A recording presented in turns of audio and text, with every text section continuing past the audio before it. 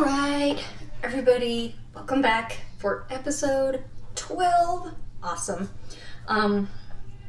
So episode 11 we left with Ju and and I know I looked it up on Google and it said it was saying Yi Ching Tai, but on this last episode I was like really listening, and every time they said his name it sounds like Yi Ching Ti. So I am going to go with that instead. Don't know if I'm right or wrong, but that's I'll go with that. But anyway, so we left off with Ju and Yi Ching Tai, or see, I already said it the old way, Yi Ching Ti. They're like bros now, and they're gonna protect the emperor together. So now at the beginning of this next episode, of episode 12, we start off with Sang Ying, which is Zhuanren's, I think he's his older brother. If you recall, Zhuanren is Donghua, basically, on Earth, in the mortal realm, wherever they are. And so anyway, his brother has been gathering information on the emperor. He's just had his spies out there this whole time. And one of the things that they noticed was Ju, because he suddenly shows up. Emperor absolutely loves this guy. Like, he's been promoted. He's, you know, like, he just appeared. And so they're like, you know what? We need to check this guy's background. So he sends his spies out to check on Ju's background, which we know they're probably not going to find anything because, I mean, she's not from there. Zhuanren himself is still head over heels in love with Ju, even though he doesn't know who she is, and he didn't even really get the best look at her, because when he came up out of the water, like, the vision was kind of blurry. But what he did see, I guess, impressed him so much that he just cannot stop thinking about her. Let's see. Oh, okay. And this episode does kind of jump back and forth a bit. I tried not to I'm gonna try not to jump back and forth too much, but it is what it is. So Chen Yu finds out that Ju went back to the mortal realm, and she is like mad at Ximing. She's like, well, how could you let her go back there? You know, she had this backfire, all this, like, what are you doing? And so she goes back to the mortal realm to bring her home. And Ximing follows her. So then Ju, she has to actually explain why she's there. She's like, yeah, I totally, like, intervene and mess things up, and now I'm trying to fix things. Like, don't worry about it. And she also takes the opportunity to inform them that Jihang is there. She's like, she's here. And they're like, why is she here? Like, she ran away from the wedding, and, like, what would she be doing here? And Chen Yu, she's so cute. She wants to go beat her up because she thinks she's up to something, but, yeah, let's see. So, oh yeah, Chen Yu wants to actually go to, I forgot the guy's name. I mentioned him before, but he's over the fates of the gods, or the immortals. She wants to go there and see what the fate between Donghua and Jihang is. That's just her idea. Jihang herself, who's known as Chuan in this mortal realm, also has her maid, Ling Xiang, spying around. As we know, she's been, like, they've been making a map of the whole place, right? So there's, like, a lot of spying going on around here, which, I mean, I guess makes sense, but she tells Jiang about the mysterious woman. I guess they're more concerned about that than Ju. Let's see. Yeah, and she just tells her to keep watching. So Chang Yu, she comes and visits Ju later, and tells her, yes, it is in fact Jihang, because they were like, they weren't totally sure, even though it looks like her. And they're like, okay, well, why is she here? And, like, same thing as before, like, she ran out of the wedding Like, does she regret it now? And now she's like totally in love with him and she's trying to help him. Like, they don't know she has amnesia, but Fang Zhu does have a suspicion. She's like, well, when I walked by her that one day, I actually said her name and she didn't react to it when I said her name. And Cheng Yu's like, you know what? Names are nothing, you know.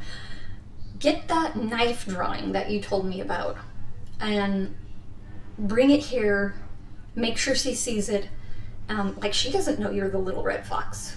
So seeing this drawing of the knife, it will get her a reaction out of her, and we'll know if she's faking it or not. So Zhu is like, okay, well, bring me a copy of that, the knife, and bring me some sorrowless flowers because the mortal food is horrible.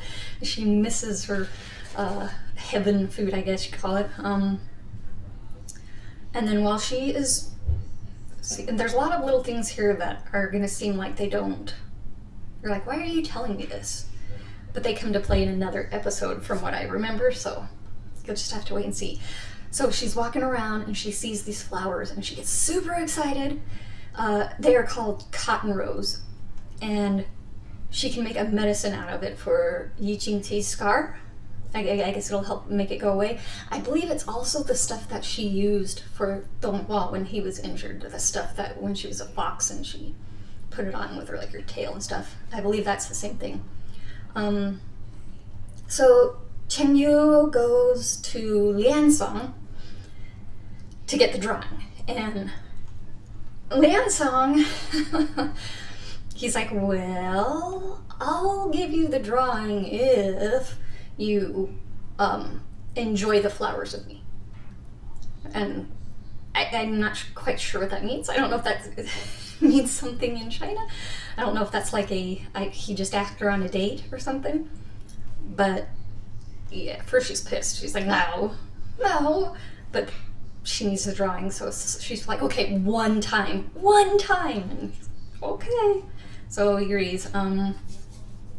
So Jihan, she visits the emperor. She visits Zhuanren. She actually gets a really cold reception from him. I don't know if it's intentional or not. I don't know if he's just more concentrated on other things or what's going on, but he really does not pay her any attention. Which I think half worries her and half fits into her plans because he's not paying attention to her. So she's like, oh, hey, I noticed you have these awesome books over here. Can I look at them? And he's like, yeah, whatever. And so she takes this opportunity of his not paying attention to snoop around, looking for the Lingli stone is what I'm guessing. But when Fang Zhu finds out that she's in there, she grabs the drawing of the knife and she runs in there and she's like, oh, hey, I gotta show you this thing. And she lays it all out in front of him, and Jiang, no reaction whatsoever. She's like, because she asked her, she's like, oh, what do you think? And she's like, I don't know anything about weapons. So that leaves Fang Zhu wondering, okay, she has amnesia, so what the heck is she doing here? Like, what's going on? She's still here, so even if it's not for him, then what is it for?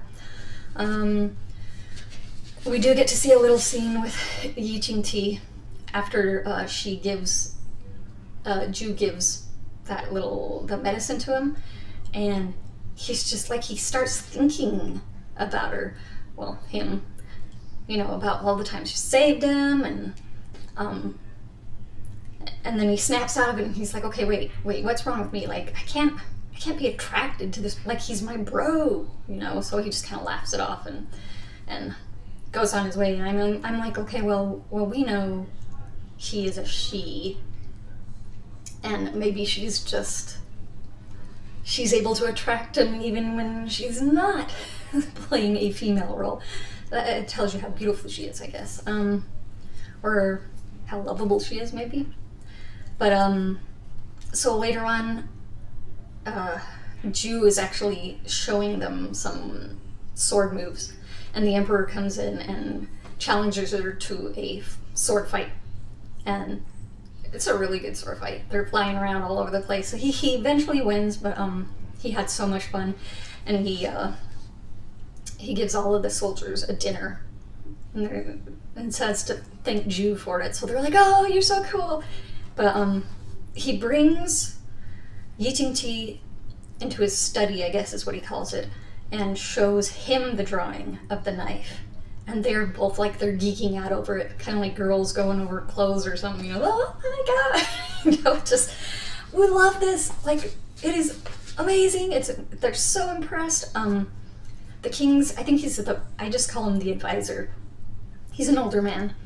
He is suspicious. He's like, okay, this dude just barely showed up, and like, now he's showing you all these weapons that he's drawn, he's invented. Like, we don't know this person. How, like, what if you get hurt? Like, we can't trust this guy. Yi Jingqi actually vouches for Ju with his life. He's like, you can have my head if Ju is out to hurt you. Like, I trust this person 100%. And Xuanren actually agrees. And he says to never, he's like, don't ever talk about his background again. We're leaving it. He's amazing. So Xuanren wants Yi Jingqi to actually find somebody to make the weapon, which I'm like, okay, I thought it was like a magic weapon. I mean, it is amazing. And I'm like, maybe you can make it without magic and like make all the pieces work, but I'm like, I don't know. I'm not sure. So, we go back to Song Xuanying. His spies are reporting on Ju that they have found nothing. Nothing. And so now they're even like on more high alert too. They're like, no, okay, keep looking. You have to find, there has to be something on him. And everybody's like searching for everybody because Ju is still looking for this maid, this Zhao Mingxi. She can't find her anywhere either. She has like crossed off all these names, looked at all these places, and there's one place left. It's called the Cold Palace that she has not checked yet. And interestingly enough, Xuanren asks Ju to follow him there because he wants to search for the mysterious woman there. Even though earlier, which I didn't mention yet, that he had called off the search, but he actually hasn't called off the search. He says it's because Yi Jingqi does not understand love. And then he asks Ju, he's like, well, have you ever been in love? Which is like amusing because I'm like, Ju and Donghua land, it's just him asking her. I don't know, it's interesting. But so they describe the Cold Palace. They say it's a place where for hundreds of years that like the most desperate women live. The pain and the despair are what make it the Cold Palace. So I'm not quite sure what it is. I don't know if it's just for women who need help or what it is. I didn't quite understand that. Couldn't really find anything on it either, so we'll just have to go with that for now. But she not only does she not find her person, Xuanren doesn't find Ju, obviously, because yeah. And nobody can find this person. And they have a lot of people looking for this maid. And Yi Jingqi, somebody comes and reports to him. They're like, okay, no, nobody, not even of the ones that left. And then he gets this sudden inspiration of like, wait, what if she died? What if she isn't here anymore? So he has them go check the death records. He's like, go check the death records. Because I think he knows. That's where it's going to be found. But so when we go back to Ju, you can tell the Cold Palace has like really, really affected her, and she's actually wondering. She's like, okay, am I weaker now because I've been in the mortal realm so long, or like what's going on with me? Like that's how much it affects her. So whatever it is. you know, maybe kind of like one of those, like a shelter or something. I don't know. Whatever it is, it's, yeah. And that's when Ying Ti comes to tell her the person she's been looking for is dead. Which is like a big, like she's supposed to find this woman so they can have this, the emperor can have this, this trial, but she's dead. She's like, well, how, what happened what happened to her? Like, it's only been like, what, a month and a half or so since I saved his life. How did she die in that much time? Let's see, it says she was a maid guarding the cold palace. Again, I don't know what that entails, but she caught a cold, she was confined to bed, and she was too humble to use expensive medicine, so a few days later she died.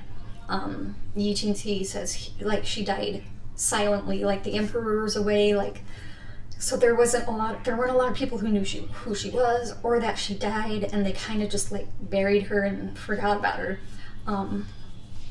And Fangju has the thought of like, okay, well, no wonder it's called the Cold Palace. It's like, it's cold.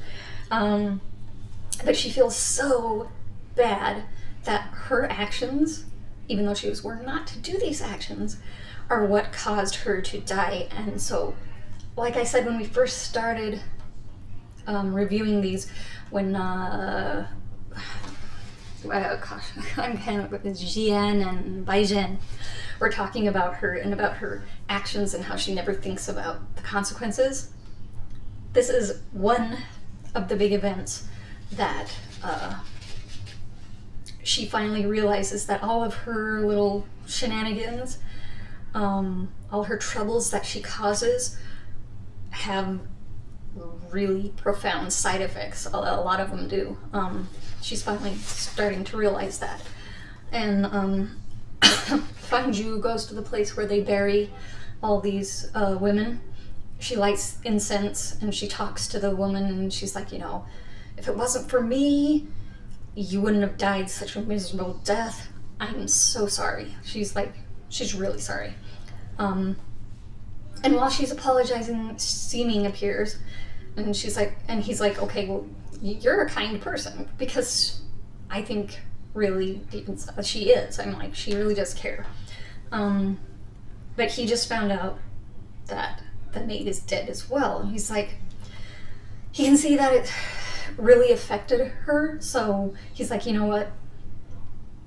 Yeah, it's your fault that she died, but it was probably a good thing, because if she hadn't died, she wouldn't have been happy. Like, she would have been a concubine for the emperor, for this man that she did not love, and she would have lived miserably for her whole life, and instead she was spared that misery for the moment that she died.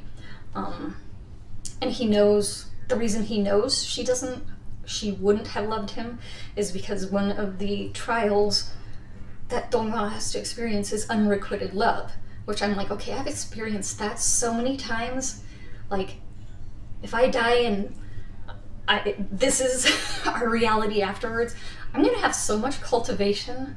I'm gonna be like the most powerful person in the entire universe. But yeah, so Seeming's like, okay, you caused all of this, you need to fix it. He knows, they both know, that Xuanren fell in love with her at first sight, and that wasn't even a very good first sight. Like, he's still looking for her. So she became his misfortune when this other woman died.